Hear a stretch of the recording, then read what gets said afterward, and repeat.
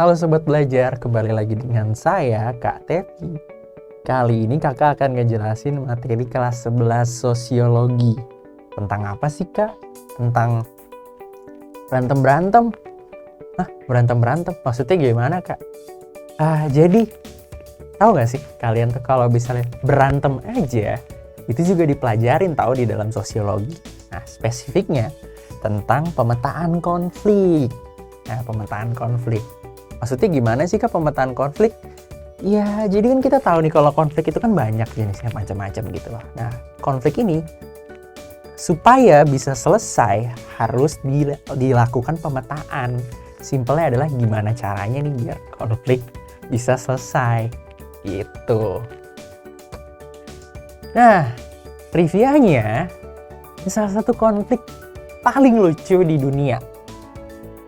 Nih, meme-nya. Who would win? A former penal colony with a population of 6 million, yaitu Australia.